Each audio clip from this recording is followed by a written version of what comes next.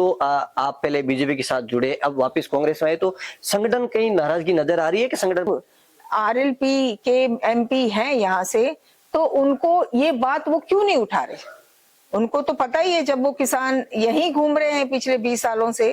खिंवसर की जो जब से विधानसभा सीट बनी है, हनुमान बेनीवाल चाहे किसी पार्टी से गठबंधन करके आए, वो ही सत्ता पे काबिज हुए, तो किस प्रकार से जो 15-16 साल का जो सफर है उसको किस प्रकार से ब्रेक करने के लिए है कि जो जनता जनार्दन है वो अब समझने लग गई है कि कुछ समय के लिए आप कुछ लोगों को बेवकूफ बना सकते हो, लेकिन क्या आप कांग्रेस के पास गए? कांग्रेस ढूंढते हुए आपके पास आई टिकट देने के लिए?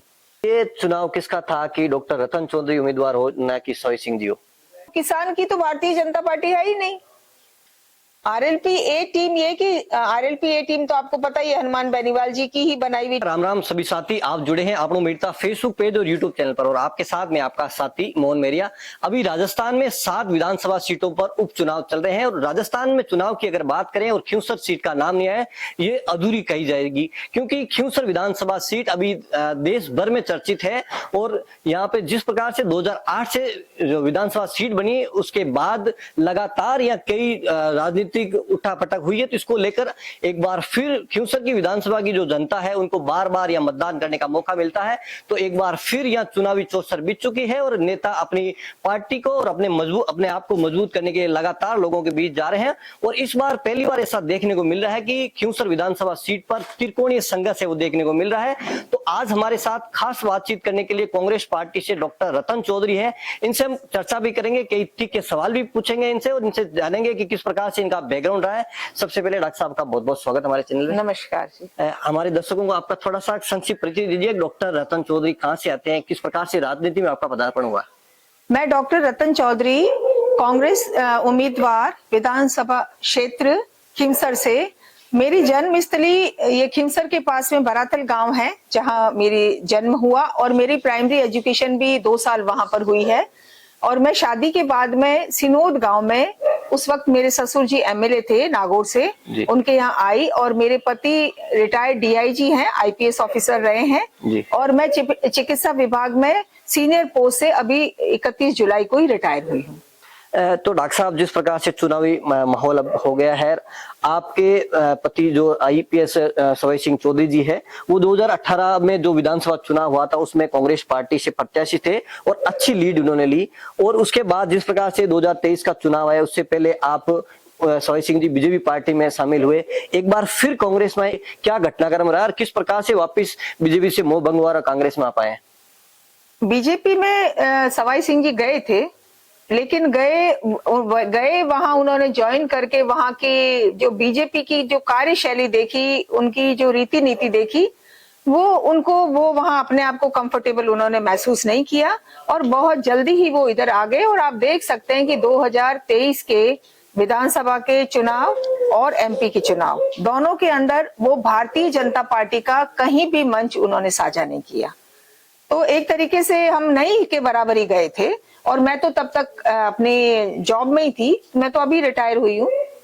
तो जिस प्रकार से आप डॉक्टरी पेशे से आते हैं, तो अगर डॉक्टर रतन चौधरी यहाँ के एमएलए बन जाती है, तो क्या आपको जिस प्रकार फील्ड में घूम रही, क्या आप एज ए पॉलिटिशियन, आप जो डॉक्टर हैं, तो क्या बीमारियां नजर आई है कि आप सत्ता में आएंगे, तो कौन सी बीमारियां हैं जिसको सबसे पहले आप दूर करना चाहेंगे क्यों सर विधानसभा क्षेत्र की? चिकित्सा विभाग की बहुत सारी प्रॉब्लम्स हैं जो मैंने 2-3 सेंटर्स पे जाके देखी हैं। डॉक्टर्स, कुचेरा जैसी बड़ी जगह में भी अभी तक कोई गायनेकोलॉजिस्ट या लेडी डॉक्टर नहीं है। फिर दूसरी है पेयजल की बहुत है प्रॉब्लम। फीमेल्स मुझे मिल रही हैं, जहां जहां भी मैं जाती हूँ, मैं उनके बीच में जाती हूँ, उनकी बात सुनती हूँ, तो स्वच्छ पीने की पानी की पर्टिकुलरली सालक पट्टी के अंदर काफी प्रॉब्लम है। और तीसरी जो है एजुकेशन वाली प्रॉब्लम है कि जो स्कूल्स हैं उनकी बिल्डिंग्स भी प्रॉपर नहीं है, और प्लस स्टाफ भी पूरा पर्याप्त नहीं लगा है बच्चों की संख्या को देखते हुए। फिर उसके बाद में अब चिकित्सा की, जैसे कांग्रेस ने जो चिरंजीवी योजना लाई थी, उसमें 25 लाख का उनको फ्री में जो ट्रीटमेंट मिल रहा था, वो अब 5 लाख की लिमिट कर दी है। तो वो एक बहुत बड़ी प्रॉब्लम है, क्योंकि अभी जो है इस परिवेश में जो खान पान से कैंसर की बड़ी प्रॉब्लम है, और उसका इलाज बहुत ही महंगा होता है। तो इससे अगर ये राहत ये सरकार कांग्रेस की चालू रखती है तो इसका दबाव जरूर सरकार पे बनाया जाएगा कि चिकित्सा की जो सुविधा कांग्रेस सरकार ने दी थी वो बिल्कुल गरीब जनता को मिलनी चाहिए।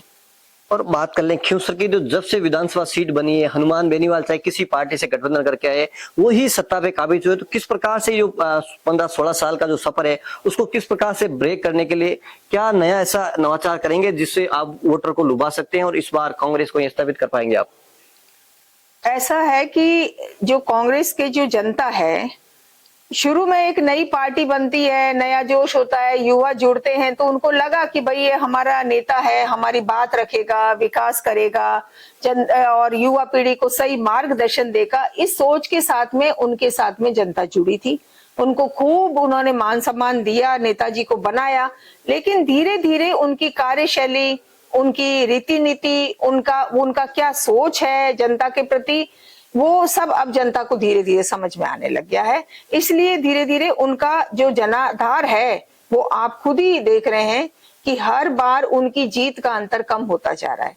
तो ये अपने आप ही बता रहा है कि जो जनता जनार्दन है वो अब समझने लग गई है कि कुछ समय के लिए आप कुछ लोगों को बेवकूफ बना सकते हो, लेकिन हमेशा के लिए आप सब लोगों को बेवकूफ नहीं बना सकते।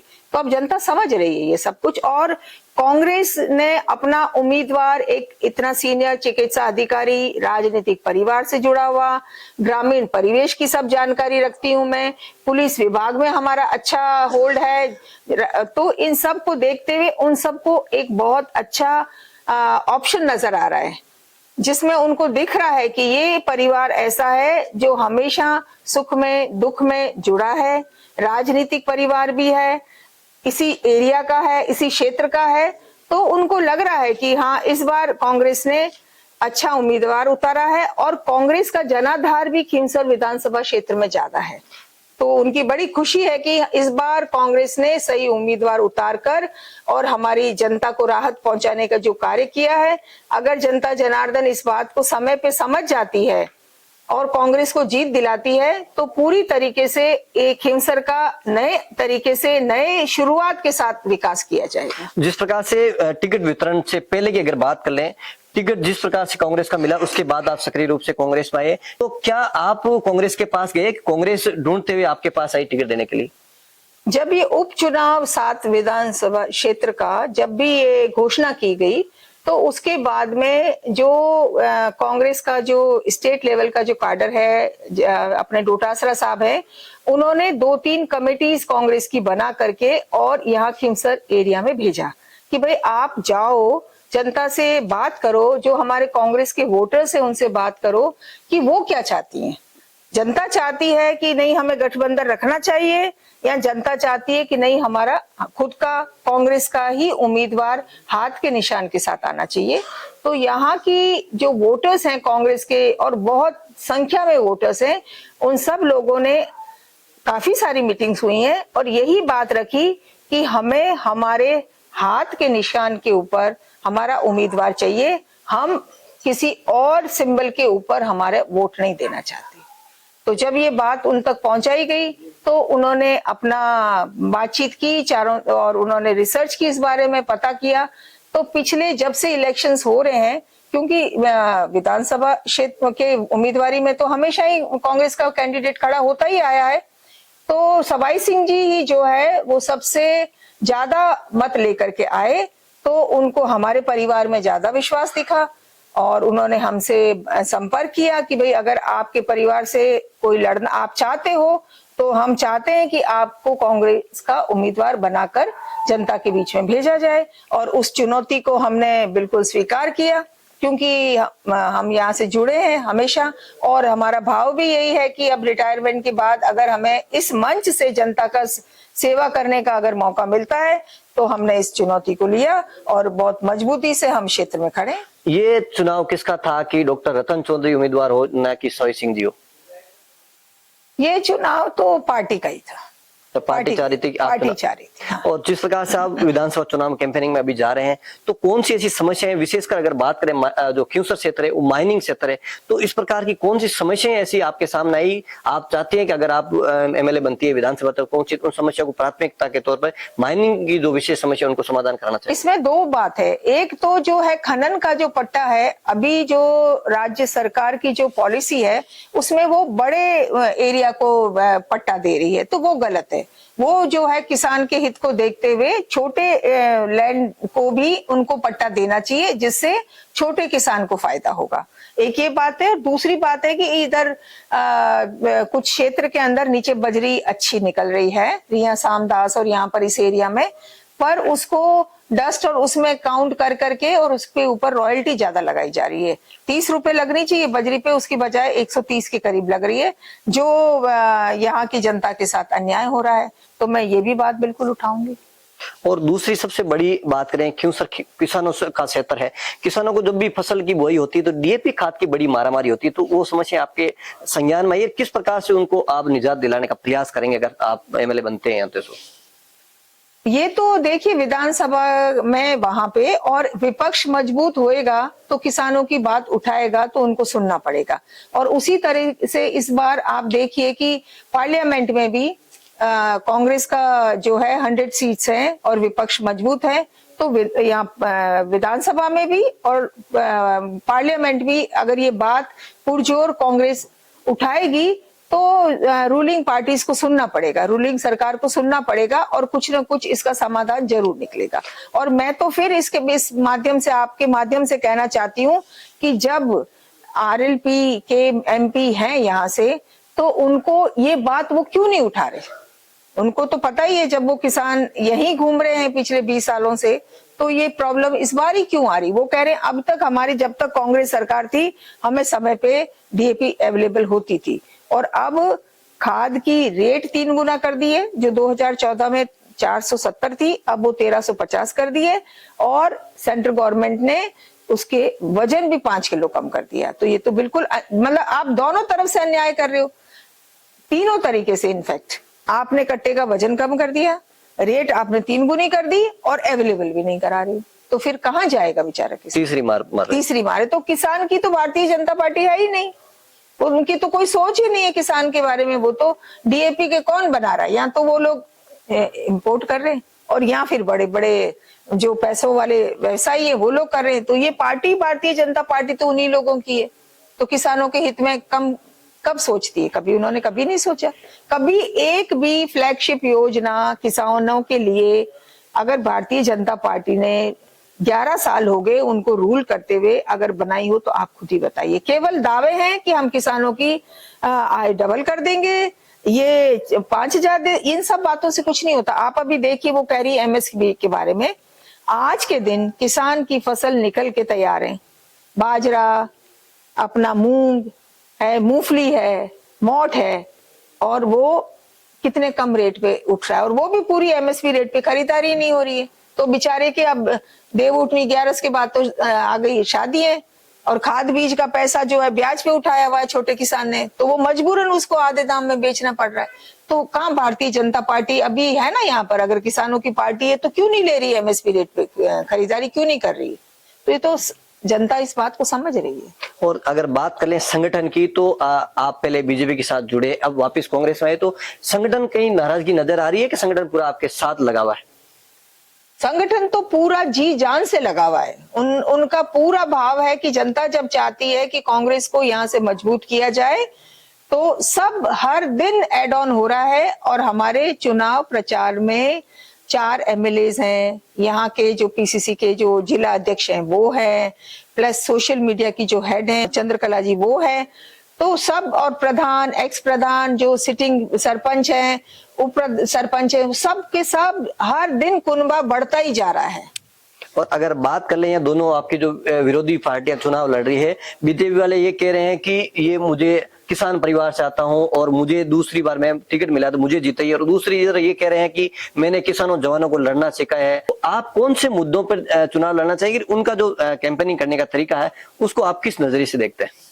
देख लिए, आप कम वोटों के अंतर से अगर आप हारे लेकिन फिर भी आपको 11 महीने आपकी सरकार रही है, तो जब आप कोई कार्य नहीं करवा पाए तो केवल कि भाई मैं भोला हूं, मैं दोबारा हार जाऊंगा, तो ये तो कोई कारण नहीं होता कि आपको जनता वोट दे। और दूसरी बात इधर ये है कि अगर आप किसान के हित की बात करते और 2 बार से आप एमपी चुने जा रहे हैं, तो उसके उपरांत भी अगर किसान को समय पर डीएपी खाद नहीं मिल रही है, तो फिर आप कहाँ किसान के बारे में सोच रहे हैं, या आपकी बात कहाँ सुनी जा रही है? और मेरे को तो कोई मंच भी नहीं दिख रहा जहां वो कह रहे हैं, और कह भी दे तो एक एमपी की कौन बात सुनता है?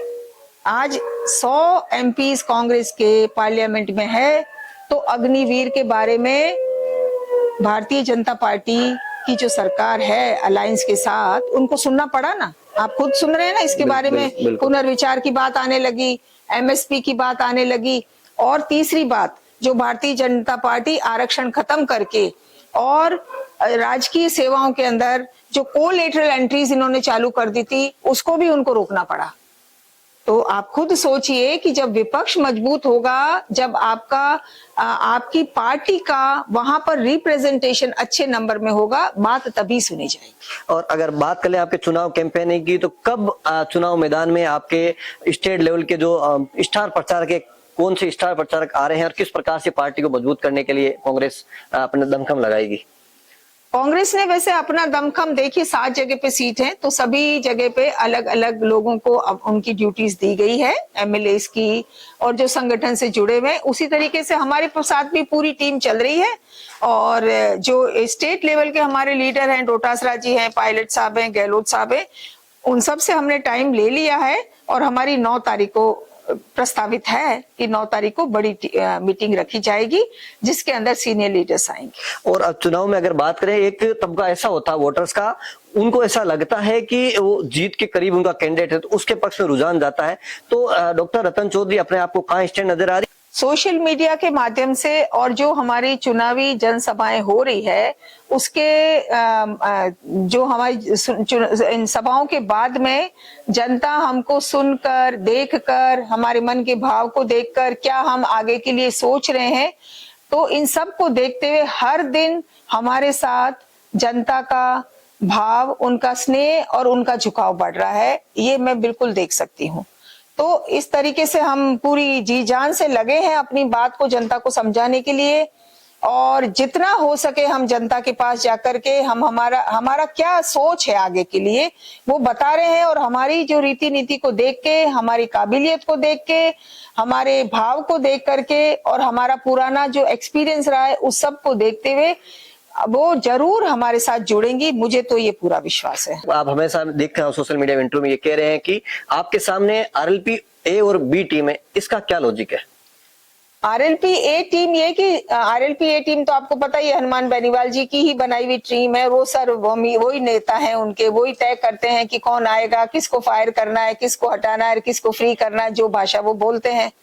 और दूसरी तरफ पिछले जब से हनुमान जी राजनीति में आए हैं, तब से रेवंत राम जी डांगा उनके साथ जुड़े हुए हैं, और उन्हीं के ही पार्टी के सिंबल से उनकी वाइफ जिला की प्रधान, मुंडवा की प्रधान बनी हुई है। तो वही पार्टी है। अब जो है उनका ये रहा कि भाई अब आरएलपी का जनाधार थोड़ा थोड़ा सा कम हो रहा है, तो इधर का तो डांगा साहब ने फायदा ले लिया पूरा। अब उन्होंने जाकर के और भारतीय जनता पार्टी का दामन थाम लिया कि भाई इधर वाला तो बेनिफिट ले ही लिया, और लिए मैं बैठा ही हूँ, भाई वाइफ तो आज दिन भी है, और उसके साथ वो भारतीय जनता पार्टी का भी उन्होंने जो है वो उम्मीदवारी की पे खड़े हैं वो। तो है, तो देखो आपकी परवरिश क्या होती है, आप कहाँ पढ़े हो, आपका परिवार क्या है, आप कहाँ किस विचारधारा के साथ काम कर रहे हो, तो आपका काम करने का तरीका, आपका सोच का तरीका, आपकी जनता के प्रति आपका प्रायोरिटीज क्या है कि आप क्या सुलझाना चाहते हो, वो तो सब वही है। अब रातों रात अगर मैं डॉक्टर हूं तो मैं डॉक्टर तो रहूंगी ना, ऐसे नहीं हो सकता ना कि मैं एकदम से बदल गई। मेरा जब जनता का सेवा का भाव रहा है तो वो आगे भी रहेगा। अभी भी मीटिंग्स के अंदर ही बहुत सारी औरतें मेरे से दवाइयां लिखवा रही है, तो मैं उनसे थोड़ी फीस ले रही हूँ। और तो हाँ, बात कर लेते हैं आरएलपी पार्टी की। तो आरएलपी के सुप्रीमो हमेशा विशेषकर कांग्रेस पे आरोप लगाते हैं कि ये परिवारवाद की पार्टी है जो परिवार से आगे बढ़ नहीं रही। तो इसमें तो मेरे को नहीं लगता कुछ कहने को बच गया है। भाई वो फिर उनके भाई थे, अब उनकी पत्नी है, तो अब इससे बड़ा तो और परिवारवाद क्या होगा? आप खुद ही देख लो, ये तो जनता खुद भी समझ रही है कि इतने समय से जो नेता थे, आपने आरएलपी की एक पार्टी बनाई और आपके साथ में क्या एक भी बंदा आपको लायक नहीं लगा आपके परिवार के अलावा कि जो आरएलपी का आप उसको टिकट दे सको?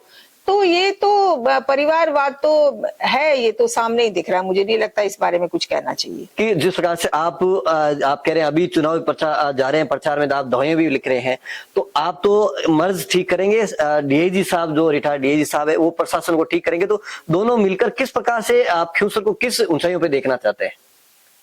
जब से हम लोग राजकीय सेवा में आए, या यूं कह लूं कि जब से हमने समझ आई है हमें, जब से ही हम हर एक जो हमारे संपर्क में ग्रामीण परिवेश से आया या शहर में भी आया, हमने उसको हमेशा आगे बढ़ने की और सही मार्गदर्शन दे करके और उसको नौकरी में लाने की, चाहे वो टेम्पररी हो परमानेंट हो। और एक मंच के माध्यम से मैं आपको बात बताना चाहती हूँ, जब से सवाई सिंह जी सरकारी नौकरी में आए, ये मोबाइल वगैरह तो अभी आए हैं, उस वक्त अंतर्देशीय नीले कलर के लेटर होते थे ना, वो लिख करके वो गांव में चिट्ठियां भेजते थे।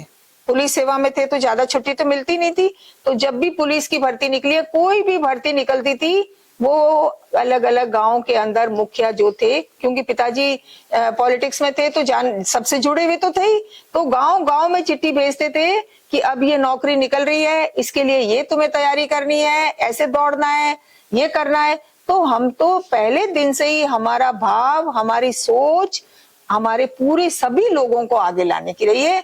और आज के दिन में दावे के साथ इस मंच के माध्यम से कह सकती हूँ कि जो कार्य सवाई सिंह जी ने किया है, वो किसी भी अधिकारी ने उस सोच के साथ नहीं किया है, और हजारों बच्चों को सही मार्गदर्शन दे करके और कामयाब बनाया है। तो ये जब इस परिवार की हमारा उससे क्या स्वार्थ है? चलो राजनीति में तो हम सोच रहे हैं कि भाई हम काम कराएंगे तो हमको वोट मिलेगा, हम एमएलए बनेंगे, वो हमारा बिल्कुल भाव नहीं है, वो पहले दिन से ही भाव नहीं था।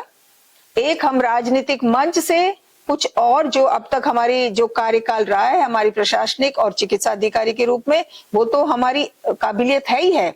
उसके साथ अगर हमें ये देखिए, कोई भी काम कराने के लिए आपको कुछ ना कुछ राइट मंच चाहिए होता है, तो ये राजनीति का मंच है। अगर इस मंच से हमें जनता जनार्दन ये प्लेटफॉर्म देती है उनकी सेवा करने का, तो ये हमारा भी बहुत ही भाग्य होगा और हम उनको धन्यवाद देंगे, और हम उनकी अपेक्षाओं पे हमेशा खरा उतर के और उनको लड़ाई झगड़े की रास्ते नहीं दिखाएंगे, उनको गलत धंधे करने के रास्ते नहीं दिखाएंगे। हम उनको सही मार्गदर्शन देकर, जो आज के दिन हमारी युवा पीढ़ी जो गुमराह है, उसको सही मार्गदर्शन देकर उनका भविष्य सुधारने का कार्य करेंगे। बहुत बहुत धन्यवाद। तो ये थे कांग्रेस प्रत्याशी डॉक्टर रतन चौधरी जी, जिन्होंने दावे किए हैं कि इस बार ख्यूसर में वो बाजी मारेंगे। अब देखना ये होगा कि आने वाली 13 तारीख को जनता किसके पक्ष में मतदान करेगी और किसके सिर पे जीत का सेहरा सजाएगी।